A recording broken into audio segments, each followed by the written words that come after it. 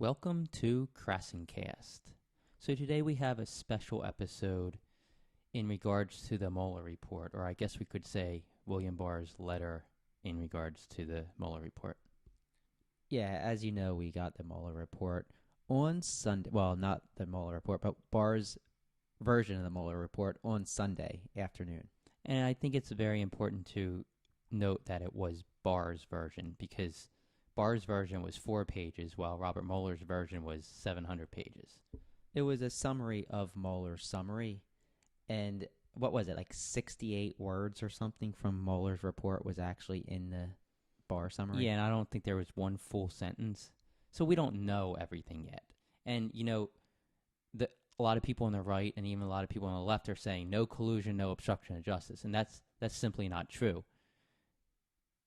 Trump's not going to be charged with obstruction of justice and he's not going to be charged with conspiracy. But there's obviously some evidence of both in Mueller's report. Absolutely, and we don't know what's in Mueller's report yet. I think that's the main conclusion we all have to reach. You have the media being attacked left and right for running with this collusion narrative, but we don't know what the definition of collusion was according to Barr and Mueller because we don't know what was found and what collusion can mean several different things. There's collusion as in a criminal conspiracy with direct evidence that the Trump campaign colluded with the Russian government. And then there's members of the Trump campaign working with Russian nationals and possible Russian agents to get help, whether they got the help, whether it was directly linked to the government, whether there was actually a criminal conspiracy in which a formal agreement was signed or agreed upon. We don't know, and that likely didn't happen. But that doesn't mean they didn't collude in some aspects of the word collusion. Well, so let's recap. On March 22nd, I believe that was on last Friday, Barr provided a notification to Congress that Mueller was submitting his report.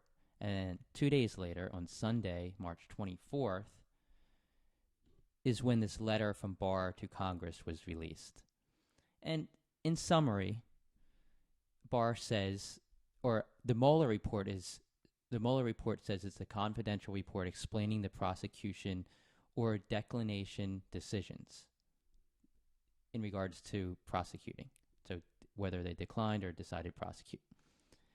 And he came to these conclusions in the report he submitted, and the report was on investigation into Russian interference in the 2016 presidential election. So there you have it. You have what was received and what was given, but we don't have any details. So let's recap. Mueller had hired 19 lawyers. He had 40 FBI agents. 2,800 subpoenas were issued. 500 search warrants were issued. 230 orders for communications records. 50 orders authorizing the use of pen register. 13 requests for foreign governments for evidence. And 500 interviews of witnesses took place. And we get 3.5 pages of a summary where probably only about half of it actually says anything really definitive. Yeah, and it's also important to note, I think, that it clearly says in Barr's letter that the special counsel also referred several matters to other offices for further action. And says the report outlines the Russian effort to influence the election and documents crimes committed by persons associated with the Russian government in connection to those efforts. So it's very specific in what it says, so we don't know everything else. Well, it's specific, but also vague in the fact that we don't know what exactly was found. He's twisting Mueller. It seems that he's twisting the words of Mueller and the special counsel to make it seem as if President Trump is innocent in all this. Well, we just don't know, and that's why I think we need to see the Mueller report. And I want to touch on something else. it says, the letter says, the special counsel did not find that the Trump campaign or anyone else associated with it conspired or coordinated with Russia in its efforts to influence the 2016 U.S. presidential election. But we also have to note that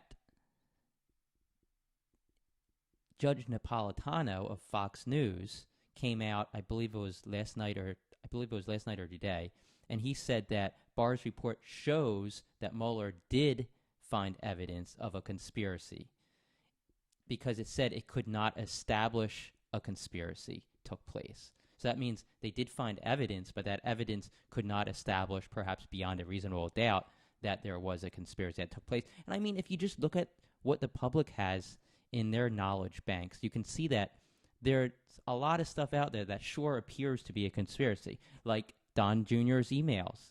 Yeah, Don Jr.'s emails where an agent basically messaged him and said that Natalie Veselnitskaya wanted to meet because she wanted to provide dirt on Hillary Clinton. And then he replied and basically said it sounds good. There's Roger Stone, who was working for the campaign at the time, and he was communicating with WikiLeaks, as well as Guccifer 2.0, who was a hacker believed to be working for the GRU.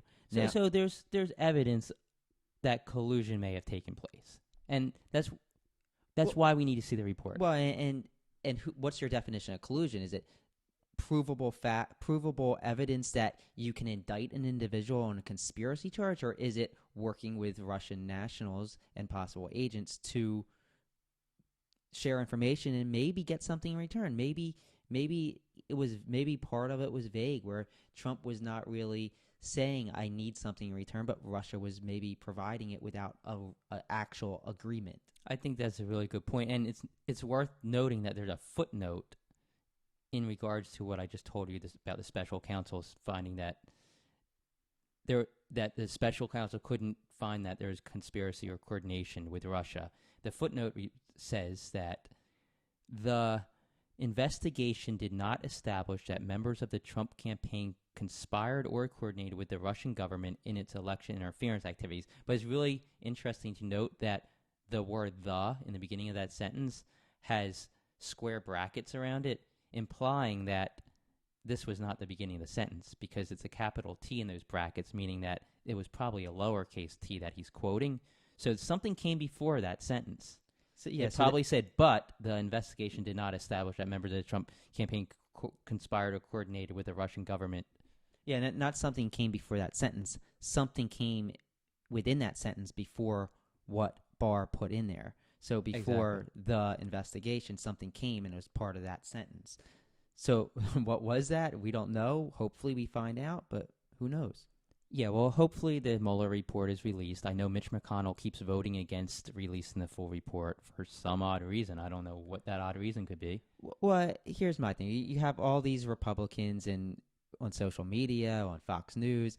They're all saying Democrats are conspiracy theorists. How dare they question the Barr report? How about you put out the facts, and then you can, if you still think that Trump is totally exonerated from it, then if he is and the Mueller report says so, I'd be more than happy to say I was totally wrong. But there's a reason why they are so hesitant in doing this. Well, the Mueller report's going to show that there was evidence of collusion/conspiracy, but that evidence was not enough to charge or prosecute.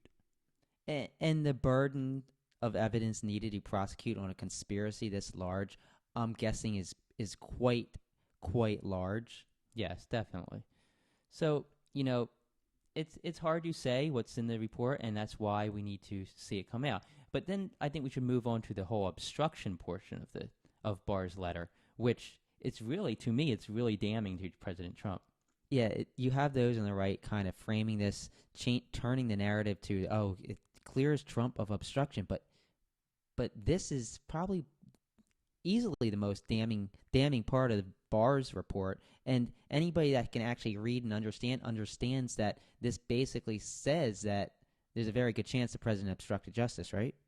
Exactly. And so I want to touch on something, because William Barr is known for not thinking the president can obstruct justice in the traditional sense that we believe.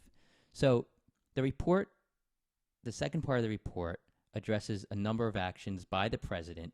This is a quote from the letter, most of which have been the subject of public reporting. The special counsel investigated as potentially raising obstruction of justice concerns. So he's basically saying most of the information in the Mueller's report is stuff that the public has already seen, but that also leaves open the fact that there is some information in the report that the public has not seen that could be considered obstruction of justice. Well, you mean like the Lester Holt interview where Trump admitted to firing James Comey because of the Russia investigation? Exactly. But this is the thing, though. William Barr doesn't think the president can obstruct justice by firing somebody. In June of 2018, he actually sent a letter or a memo to Deputy Attorney General Rod Rosenstein. And in that letter, he conveyed his opinion strongly and was basically encouraging Rosenstein to pay attention. And he said that Mueller's assumption of obstruction of justice is not correct in his opinion.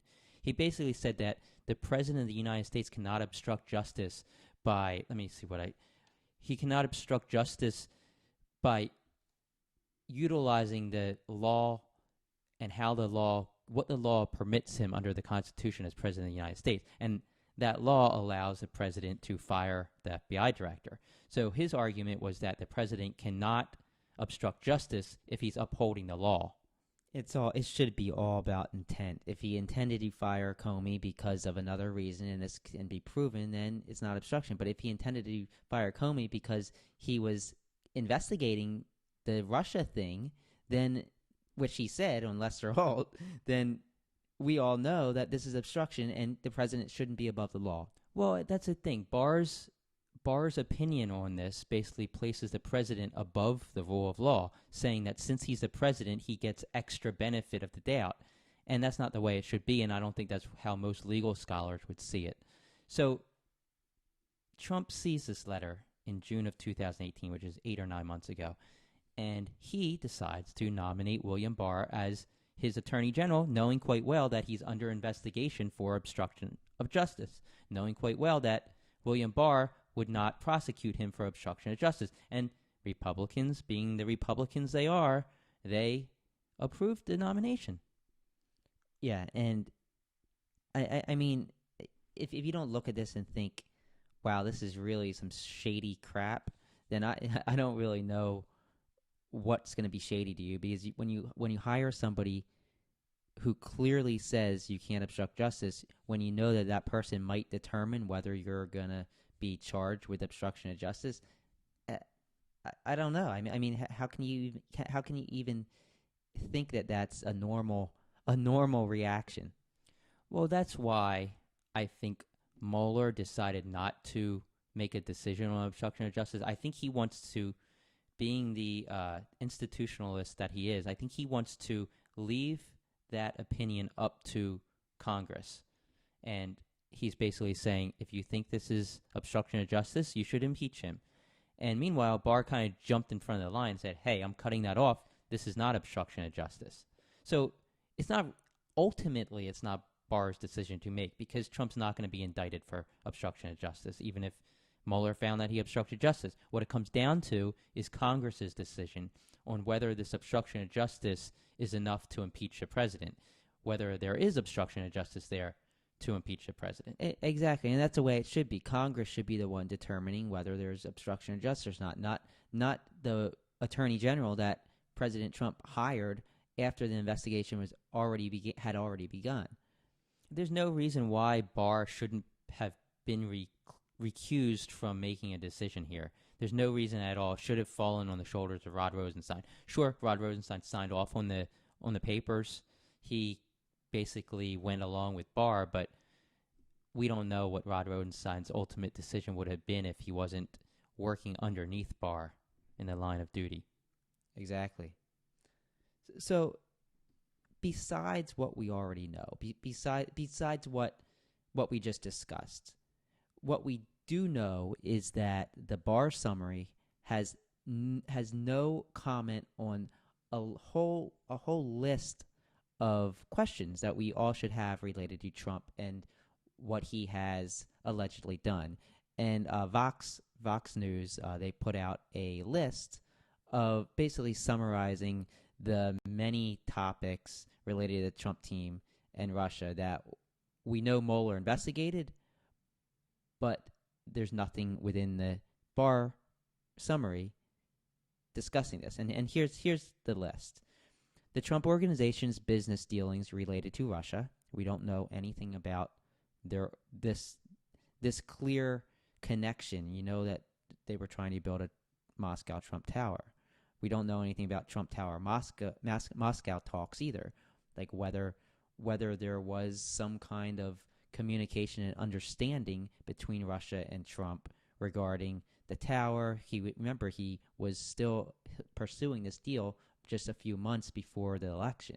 And Michael Cohen lied to Congress about that. And the president lied to the American people repeatedly, saying that he had no connections, no business dealings with Russia. Meanwhile, he's dealing with Russia up until basically the election.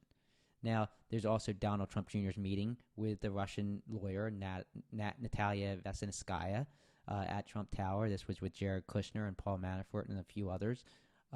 We don't know. What we do know is that Donald Trump Jr. said yes when approached on email asking if he wanted to meet with this individual who had dirt on Hillary Clinton. Well, I think it's also interesting in that email, Rod Goldstone, who was the agent for Eamon Algalarov, he actually told Don Jr. that this was from the Russian government. This information was coming from the Russian government in an attempt to help him. Yeah, so I don't know how that is not collusion in itself, or attempted collusion. Maybe they didn't actually accept this dirt, or maybe that's the thing. It's like they can't prove that they accepted the dirt unless Manafort or Don Jr. would have admitted that. So it's hard to prosecute. Yeah. All right. So moving on, a few other issues. The Russian efforts to influence U.S. policy on sanctions in Ukraine and on Ukraine. Both during the election and afterwards, we know that the GOP platform was changed. This was pushed by members of the Trump campaign. And you got a question. I mean, Russia helped Trump. The GRU and the IRA helped Trump by promoting fake news on Twitter and social media and hacking Hillary's emails. Is this what Trump provided in return without a actual formal agreement? I mean, just because there's not a formal agreement doesn't mean they didn't collude. Maybe that means there isn't a conspiracy that he can be charged with. But do you want someone as president who has this informal agreement with the Russian government? Well, it's important to note an informal agreement would still be conspiracy, Brian. It would be considered a tacit agreement, and that was noted in the report. Yeah, but it's very, very hard to prove such an agreement. So also Paul Manafort handing over Trump polling data to Konstantin Kilimnik, who's a known Kremlin agent associated with Putin. I mean, whatever happened to that? Is that did they just blow that off? Did they refer that to another district? Is that still under investigation? We don't know. I think if they could have gotten Manafort to fully cooperate with them, I think they could have gotten a lot more information and maybe even find enough evidence for a conspiracy. Again, that's just a guess, and we don't know because we haven't seen the report. How about the connections between the NRA, a Russian central bank official, and the spending on behalf of Trump's campaign? This is another area that we don't know what they actually found. And I think that eventually we will, because I feel that these issues were probably handed off to other districts. There's also the potential efforts to coordinate with WikiLeaks over the stolen email. We know Roger Stone, Don Jr. were in communications with WikiLeaks. Did this amount to a criminal conspiracy? I don't know. Well, see, the thing there is that the report says that they didn't coordinate or conspire with the Russian government, and WikiLeaks isn't the Russian government, and I think it's going to be very difficult to prove that WikiLeaks was tied to the Russian government in this instance. Where did they get their information? Was it from the Russian government? They can't. I think it's hard to prove that beyond a reasonable doubt. Well, that's the whole issue here. I think that this is basically a line going from the Russian government to the Trump campaign, but in between there, at Russia, you have a roadblock, and that's because Vladimir Putin, he makes sure that none of these people who are possible agents of his or working for him or working on the Kremlin's behalf, that they are not directly connected to the Kremlin. And he makes sure of this, so a U.S. investigation into this is not going to be able to link these people directly to Vladimir Putin. That's how I see it. Yeah, I think that's what you're implying when you're saying an indirect relationship rather than a direct relationship. While you can still be charged for having an indirect relationship in a conspiracy or tacit agreements formed in a conspiracy, it's hard to prove it, especially when it's going back all the way into Russia, where Putin makes sure that these tacit agreements are roadblocked off. I mean, you're dealing with an ex-KGB official. You know, you don't. He's not sloppy. Donald Trump's sloppy. Vladimir Putin's not sloppy.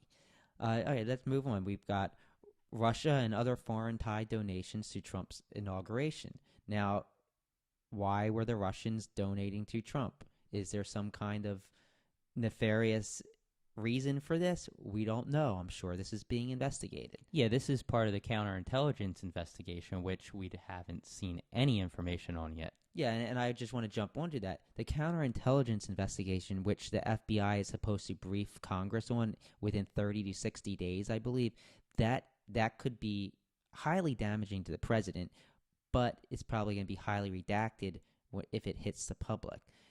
So if they're going to brief the Gang of Eight, then the Gang of Eight are going to realize how compromised the president is. But what does that amount to? Do the American people hear this? Can this be brought up in an impeachment hearing?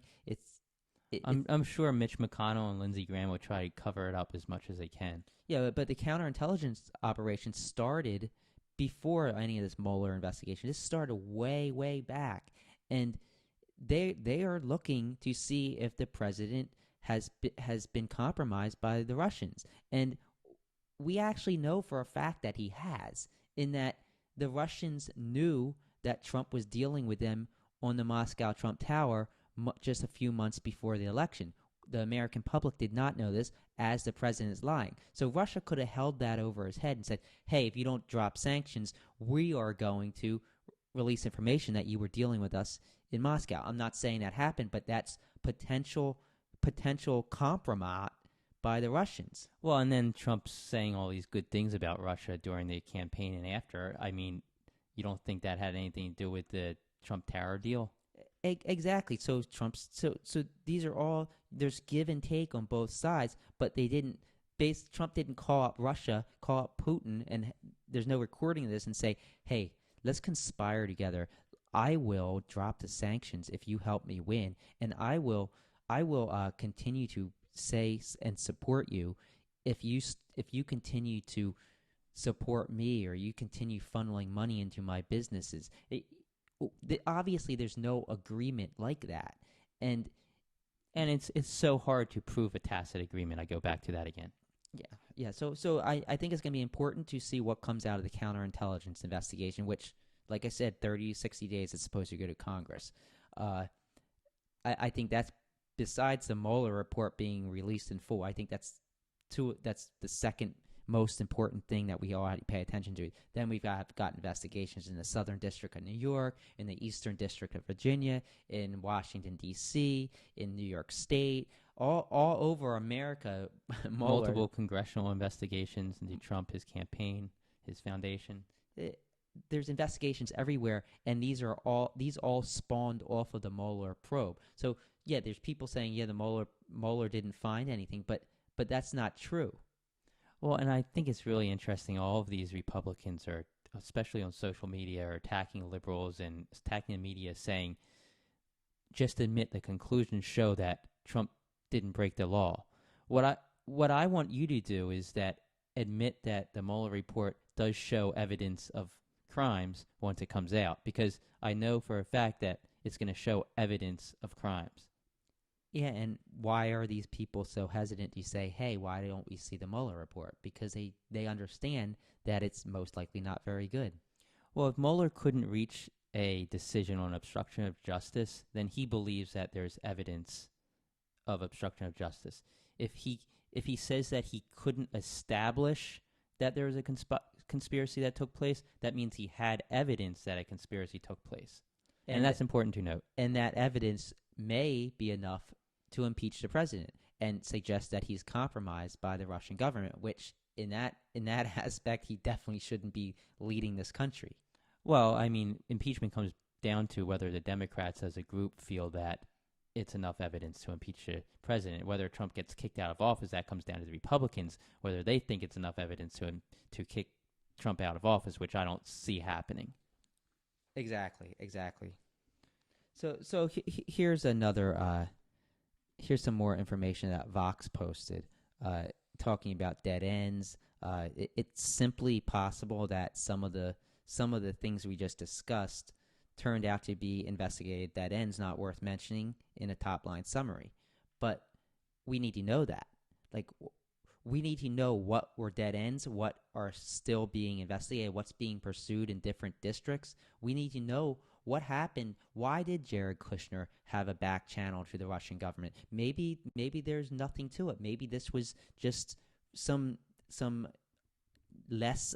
Maybe it wasn't a big deal. Maybe it wasn't as nefarious as some of these people want to suggest. Maybe it was nothing, but maybe it was, and we need to know what this back channel was for.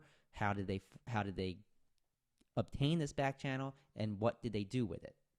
Exactly. You make a good point there. And why did Jared Kushner want to kill off the White House logs? Why didn't he want them to be public anymore while he was meeting with all of these foreign governments? Yeah, and what happened with the United Arab Emirates, Qatar, and Saudi Arabia between Kushner and these governments? Is there anything that the Mueller probe found here? Will Kushner continue to take money from foreign governments in order for his businesses? Will that happen? Yeah, Ed's talking about 666 Fifth Avenue. He took money from Qatari investments for that indirectly, since it went through Brooksfield. I'm hearing stuff that he might take money in the future. Well, so basically, we need to find out what's in the report. We need to find out what material was referred to other districts, what investigations are currently open from this material, and we just need to see what the truth was. And for those people who are trying to block the truth and suggest that we don't need to see the Mueller report, Barr gave us those 3.5 pages, and that's enough to basically describe a 2,800 subpoena, 500 search warrant, 2-year investigation. That's not good enough for me, and it shouldn't be good enough for the American people. Well, what gets me is all the people who saying that Mueller exonerated Trump. I mean, it's O'Reilly's saying this. It's Trump saying it himself. It's so many people on the right are saying Trump's exonerated. And if you just read Barr's letter, it specifically says this does not exonerate the president. It's like, how much more specific can you get? I can't tell you how many people have messaged me on Twitter and saying, so what do you think now? President's been exonerated.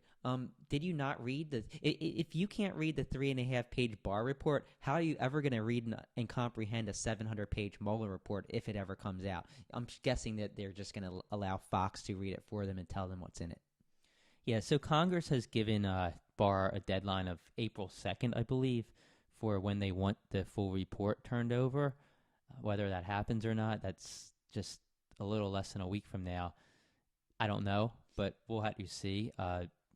They voted 420-0 in Congress to release the Mueller report to the public, but then it hit the Senate floor, and Mitch McConnell has not been bringing it to a vote. He's refusing to bring it to a vote. I mean, if it really does exonerate the president or show his innocence, you'd think that Mitch McConnell would be jumping all over the place trying to get this report out to the public. You'd think that Trump would stand up and say, hey, Mitch, you need to just get this report released as soon as possible so that everybody can see how much of a fool the media has been and how much of a fool Democrats have been and how innocent I am. But he's not doing that. I wonder why. Well, their tactic, in my opinion, is to delay this as far out as possible and then do things like the health care where they're trying to take away the Affordable Care Act and kind of deflect and distract the media for when it does come out. But in the meantime, what I worry about is that the narrative has already been cemented into the media, into, I mean, you even have CNN now reporting, oh, there's no collusion, there's Trump's, this is a great report for Trump, but I don't think it's going to be great. I think that once the report's released, if we do get to see it, which I pray to God we do, I think it's going to be highly damaging to the president. And that's my opinion based on what I've seen throughout the last 2 years. Maybe I'm wrong. I hope I'm wrong. I hope the president's not compromised by Russians, or he's not doing anything against what the norms of the presidency would allow. But Exactly. That's the thing. It's like, we as Americans shouldn't want there to be collusion. We shouldn't want there to be. We shouldn't want the president to be a criminal. So it's our hope, me and Brian's, I speak for him as well, we hope there's no collusion. We hope there's no obstruction of justice. We hope it's as clear as day, and we hope that there's no evidence showing this. That would be the best case scenario for us. It's funny because after this report was released, or Barr's letter was released, several news outlets contacted both of us, from New York Times to Daily Beast to, I think, Politico, trying to get us to basically say that we're disappointed with Mueller's report. And that's number one, the report's not released yet. Well, and if the report shows that Trump's innocent, that's great. That's great for America.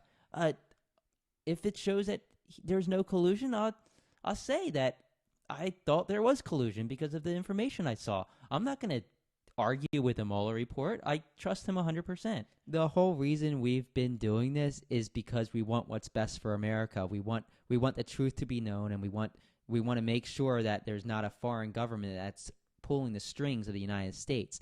And if it turns out that that's not the case, and in my mind it's still a big if, then I would be happy. I would be happy to admit that I was wrong.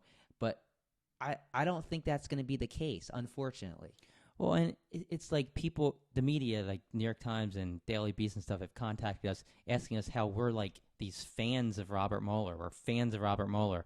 And it's like they're trying to make us into like some sort of game or something. Sure, I think Robert Mueller's an American hero. Like I told the New York Times, which they didn't publish this full quote, is that Robert Mueller's an American hero for what he did in Vietnam, for how he ran the FBI. He's not an American hero for investigating Donald Trump. I never said that in the first place. It's just funny. We wrote a parody book, which we originally marketed as a children's book, but we decided it wasn't a children's book. We sold a parody book, How the People Trumped Ronald Plump, and people are like attacking us for this. It's like, don't you understand? It was a parody book. It wasn't a nonfiction book. It wasn't our prediction of how the Trump presidency was going to end or how the Mueller investigation was going to end. It was a parody. It was a joke. It was humor. Well, and that's the thing. The mainstream media right now, they are doing everything they can to attack people who were basically against Trump and basically in support of the Mueller probe. And that's kind of scary because we don't even have the Mueller probe to judge who was right and who was wrong here. And it's not about who was right and who was wrong. It's about what's right for the country. It's about finding the truth. That's all we want, is find the truth. And I think that's what everybody should want. Whether you like Trump's politics, his policies or not, it's about finding the truth. If Trump's a criminal, he should be held responsible. If not, then he should not be held responsible for crimes he didn't commit. Yeah, and I think that's probably a good place to end here. Yeah, so remember to please leave us a review on iTunes, subscribe to us on YouTube and Google Play. You can visit KrassenCast.com if you want to back our Patreon. Reviews are really important, so if you can leave us a review and subscribe to us. Thanks.